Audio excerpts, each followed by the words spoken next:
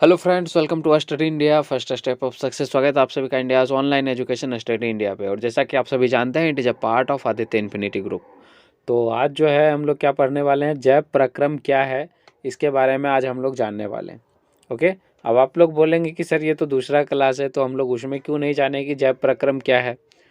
तो देखो, उसमें हम लोग इस वजह से नहीं जान पाए कि जैव प्रक्रम क्या है। एक तो सबसे पहले नंबर, देखो, जैव प्रक्रम ये किस चीज़ से रिलेटेड है? पोषण से। यानी हम लोग का जो है, चाहे कोई सा भी हो, मतलब विषम पोषी की बात करें या परपोषी की, कोई सा भी बात करें, तो वो जो है क्या होता है, सिंपल सा बात है कि वो होता है एक्चुअली में ये है कि जैव प्रक्रम जो होते हैं वो सारे के सारे जो है पोषण के लिए ही इम्पोर्टेंट है सबसे ज़्यादा। और पोषण करने के लिए जितने भी क्रिया हैं, जितने भी क्रियाकलाप होते हैं, वही जो है जैव प्रक्रम कहलाता है। कहने का मतलब एक जीवन जीने के लिए जो भी आपका प्रक्रिया है, जो भी प्रक्रम है, तो वही जो है जैव प्रक्रम कहलाता है। ठीक ना। इसको अगर हम लोग जो है क्लास की भाषा में कहें, तो क्लास की भाषा में हम लोग बोल सकते हैं कि जीवों का अनुरक्षण कार्य, क्या बोल सकते हैं इसको, जीवन का अनुरक्षण कार्य लगातार होते रहता है। ठीक ना। और इस प्रक्रिया को जैव प्रक्रम कहते हैं। सिंपल सा बात। ठीक है। तो जैव प्रक्रम की बात हम लोगों ने कर लिया है। ठीक है। इसके बाद आप लोग को एक चीज़ जानना है कि श्वसन क्या है। तो श्वसन आपसे पूछते हैं कि श्वसन किसे वो कहते हैं। तो श्वसन जो है, श्वसन यानी ऑक्सीजन को जो है शरीर के अंदर, हेडिंग देते जाइएगा आप लोग, ठीक ना। और एक बार जो है सभी क्लास को शेयर कर दीजिए अपने दोस्तों में, सभी जगह व्हाट्सएप, फेसबुक, टेलीग्राम, सभी जगह जो है शेयर कर दीजिए, जिससे कि जो है सबका नींद जो है खुल सके। क्योंकि कुछ बच्चे जो है अभी भी दीपावली मना रहे होंगे। ठीक है। उसे जो है क्लास की मतलब बिल्कुल भी फिक्र नहीं होती है कुछ बच्चे को। तो उसे जो है आप क्या कीजिए, सभी जगह शेयर कर दीजिए, जिससे कि वो सारे भी जाग जाए और क्लास जो है मतलब करना स्टार्ट करे। ओके। चलिए, तो हम लोग बात कर रहे थे किसकी, श्वसन की। ठीक ना। तो श्वसन की अगर हम बात करें, तो श्वसन जो है क्या चीज़ है। श्वसन एक वैसी प्रक्रिया है जिस प्रक्रिया की सहायता से हम लोग शरीर के अंदर ऑक्सीजन को लेते हैं। ठीक ना। श्वसन एक ऐसी प्रक्रिया है जिसके सहायता से हम लोग ऑक्सीजन को शरीर में के अंदर, ऑक्सीजन को शरीर के अंदर उपयोग में लाया जाता है। सिंपल सा, ऑक्सीजन को शरीर के अंदर प्रवेश कराया जाता है और उसका जो है उपयोग किया जाता है। इस तरह से आप लिख सकते हैं। कहने का मतलब है सिंपल सा, श्वसन एक वैसी प्रक्रिया है जिसमें ऑक्सीजन को शरीर में प्रवेश कराया जाता है और उसे उपयोग में लाया जाता है, तो उसे श्वसन कहते हैं। श्वसन की बात हो गया। अब उत्सर्जन की बात करते हैं। उत्सर्जन क्या है। तो जब जब क्या होता है, जब हम लोग भोजन करते हैं और सांस लेते हैं, ठीक ना, सांस लेते हैं बाद में हम लोग बात करेंगे। तो सिंपल सा लिखिए, जब हम लोग क्या करते हैं, जब हम लोग भोजन, या O2 लिख दीजिए, जब हम लोग भोजन और ऑक्सीजन लेते हैं तो शरीर के अंदर जो है, शरीर के अंदर कुछ ऐसे अवशिष्ट पदार्थ बनते हैं जिसकी शरीर को आवश्यकता नहीं है। ठीक है। और इसके साथ ही साथ वह काफ़ी हानिकारक भी होते हैं, तो इसलिए उसे बाहर निकालना अति आवश्यक है। और इस प्रक्रिया को उत्सर्जन कहते हैं। और ये डिफरेंट डिफरेंट पार्ट में होते हैं। जैसे भोजन हम लोग करते हैं तो सारा जो है अंदर में ही नहीं रह जाता है, पूरा का पूरा भोजन वो निकलता है बाहर। पानी हम लोग पीते हैं तो वो भी बाहर निकलता है। हवा जो हम लोग लेते हैं, ऑक्सीजन, तो वो भी बाहर निकलता है। यानी पूरा का पूरा जो है 100% अंदर नहीं रहता है, उसका कुछ फॉर्म ही अंदर रहता है, बाकी बात जो है वो अशुद्धि के रूप में बाहर निकलता है। ठीक ना। तो उसको क्या बोलते हैं, उत्सर्जन बोलते हैं। यह बात आपको समझ में आ गया होगा कि उत्सर्जन किसको बोलते हैं।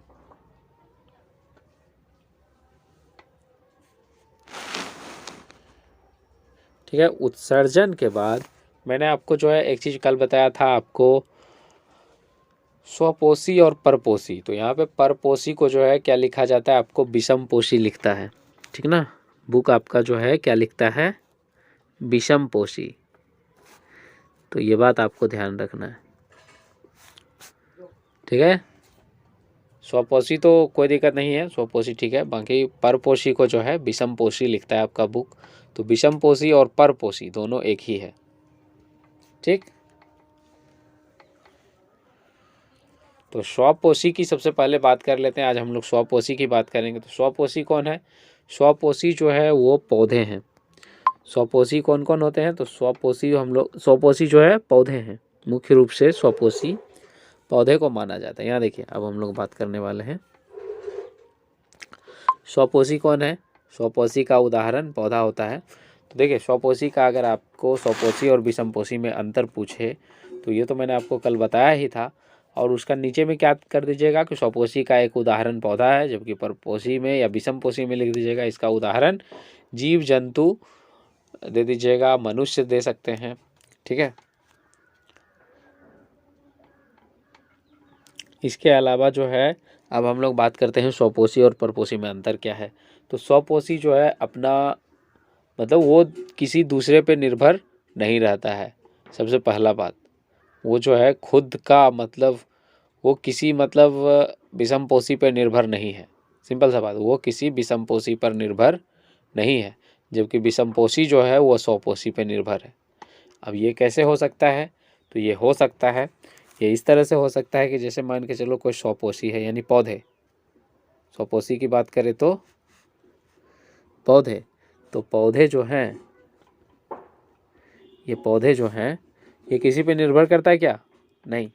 इसको जो चीज़ चाहिए, यानी ज़्यादातर पौधे की बात कर रहे हैं, ऐसा नहीं है कि कुछ पौधे, अब जैसे कि कुछ पौधे ऐसा होता है कि जिसमें कि जल डालना आवश्यक है, यानी पानी डालना आवश्यक है, नहीं तो वो जो है सूख जाता है। तो हम उस पौधे की बात नहीं, वो अब सेक्शन में आता है आपका। बाकी पर ज़्यादातर पौधे जो होते हैं उसको जो है कुछ करने की ज़रूरत नहीं होती, वो खुद ब खुद पेड़ बन जाता है। खुद ब खुद जो है मतलब हवा से जो है कार्बन डाइऑक्साइड ले लेता है। बाकी जो है आपका सूरज का प्रकाश ले लेता है, क्लोरोफिल उसके पास होता ही है। तो इसको जो है किसी चीज़ का, किसी दूसरे का ज़रूरत कहाँ पड़ता है? नहीं पड़ता है। जबकि अगर हम विषमपोषी की बात करें तो विषमपोषी को जो है अपना भोजन के लिए क्या चाहिए? विषमपोषी को भोजन के, जो शाकाहारी है तो उसको क्या चाहिए? सब्जी चाहिए, फल चाहिए, तभी तो वो जो है वो मतलब जिंदा रह पाएगा। या फिर भोजन के लिए चावल चाहिए, गेहूँ चाहिए, तो वो मतलब स्वपोषी पर निर्भर हो गया। जबकि कोई जंतु है तो उसको क्या चाहिए? मांस चाहिए, मीट चाहिए। तो मीट चाहिए तो वो क्या करेगा? किसी न किसी अपने से छोटा जानवर को मार के खा जाएगा। तो वो भी क्या हो गया? निर्भर कर गया दूसरे पे, ठीक ना। तो इस वजह से स्वपोषी किसी दूसरे पर निर्भर नहीं करते, जबकि विषमपोषी दूसरे पर निर्भर करते हैं, ठीक। अब बात कर लेते हैं स्वपोषी की। तो स्वपोषी में जो है आपको अपना पोषण जो है वो किस तरह से करते हैं, तो वो हम लोग बात करते हैं, पोषण की बात करते हैं। तो पोषण के बारे में तो मैंने आपको बता ही दिया है यहाँ पे। तो अब हम बात करते हैं सजीव अपना भोजन जो है वो कैसे करते हैं। तो सजीव का देखो, यहाँ पे सजीव की बात करें तो इसकी जो है हम लोग दो प्रकार से देखने वाले हैं। तो एक तो स्वपोषी का देखेंगे और दूसरा जो है आपका परपोषी को देखने वाले हैं। दोनों को देखेंगे। तो स्वपोषी जैसा कि आप जानते हैं कि ये किसी पे निर्भर नहीं करता है, स्वपोषी किसी पे निर्भर नहीं करता है, जबकि परपोषी जो है वो दूसरे पे निर्भर करता है। तो स्वपोषी जो है ना, स्वपोषी की अगर हम बात करें तो स्वपोषी जो है ये देखो किस तरह से भोजन बनाता है। तो ये जो है आपको मैंने बता ही दिया है कि ये प्रकाश संश्लेषण के द्वारा जो है भोजन प्राप्त करता है। अब प्रकाश संश्लेषण प्रक्रिया पूछते हैं कि ये क्या है, प्रकाश संश्लेषण क्रिया क्या है, ये पूछते हैं आपसे। तो प्रकाश संश्लेषण क्रिया देकर के डैश दीजिएगा, लिखिएगा पौधे अपना भोजन पौधे अपना भोजन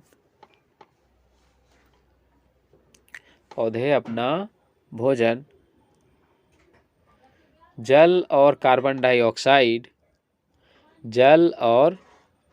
डाइऑक्साइड से जल और कार्बन डाइऑक्साइड से सूर्य का प्रकाश और क्लोरोफिल की उपस्थिति में, सूर्य का प्रकाश और क्लोरोफिल की उपस्थिति में कार्बोहाइड्रेट के रूप में प्राप्त करते हैं। किस रूप में? कार्बोहाइड्रेट के रूप में प्राप्त करते हैं, जो कि पौधों को ऊर्जा देती है। इसे इसे क्या बोलते हैं?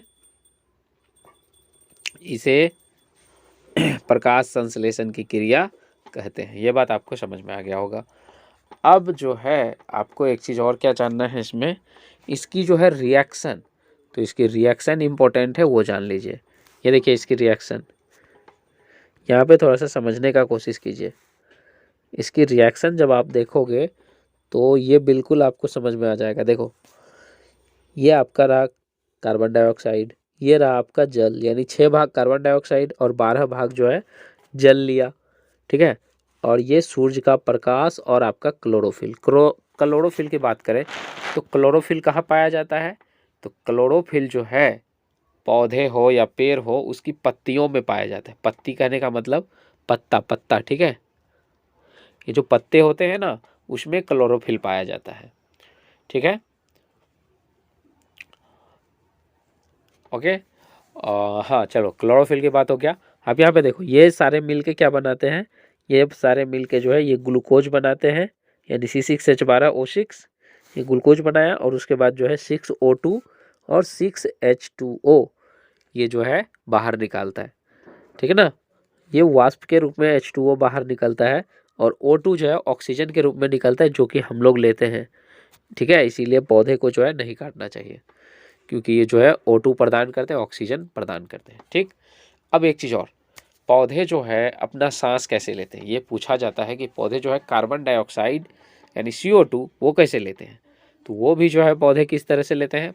अपने पत्तियों के द्वारा लेते हैं। ये जो पत्ती होती है ना, रुकिए मैं आपको फिगर दिखाता हूँ थोड़ा सा।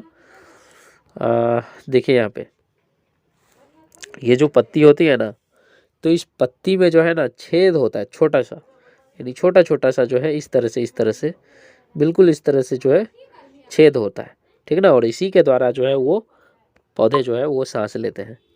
ओके, तो प्रकाश संश्लेषण में ये आप रिएक्शन भी आपको लिखना है, ठीक। और उसके बाद जो है यहाँ पे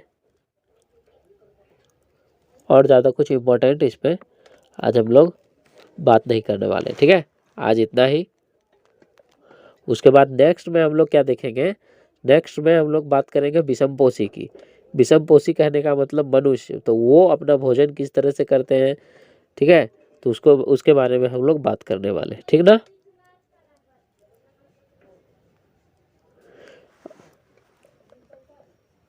ठीक है,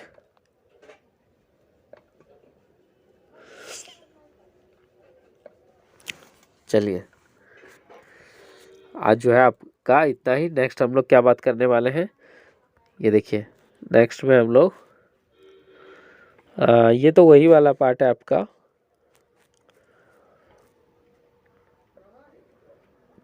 ये वही वाला पार्ट है आपको। कार्बन डाइऑक्साइड जो किस तरह से लेते हैं ये वही बता रहा है। तो किस तरह से लेते हैं? ये पत्तियों के द्वारा लेते हैं, छोटे छोटे छेद होते हैं उसमें, वही पार्ट। यहाँ पे आपको कुछ भी इंपॉर्टेंट नहीं है, ठीक है। अब हम लोग जो है बात करेंगे किसकी? विषमपोषी की। नेक्स्ट क्लास में विषमपोषी जो हम लोग नेक्स्ट क्लास में देखने वाले हैं, ठीक है। तो मैं आप लोग के लिए जो है थोड़ा छोटा छोटा जो है सेशन जानबूझ के लेके आ रहा हूँ, ताकि आप लोग जो है नोट्स बनाने में जो है कोई मतलब दिक्कत ना हो आप लोग को। और इसके साथ ही जो है आप अपना प्रिपरेशन को रिपीट भी करते जाना, ठीक है। पीछे का क्लास जो है रिपीट भी करते जाओ आप लोग। इससे जो है आपको बहुत जो है बेनिफिट देखने को मिलेगा। इसके साथ ही जो है मैं थोड़ा सा आपको बात कर लेता हूँ किस चीज़ की, क्वेश्चन पूछने की, क्योंकि ये जो है काफ़ी बच्चों को दिक्कत होता होगा। ये देखो, क्वेश्चन आपको किस तरह से पूछना है।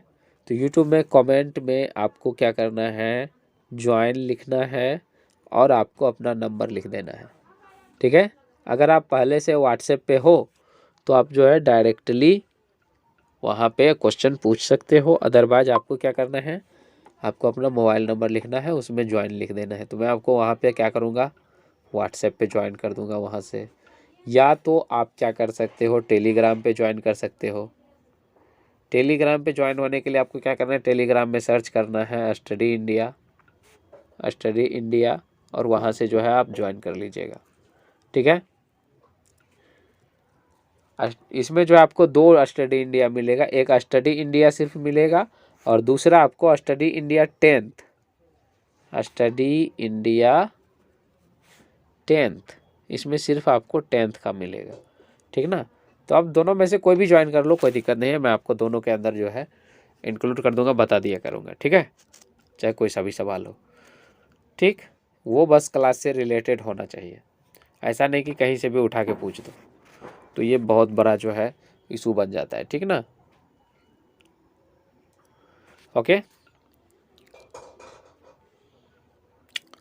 और सवाल जो है आपको किस तरह से पूछना है मैंने आपको बता दिया, और इसके साथ ही जो है सवाल आप आसानी से पूछ सकते हैं।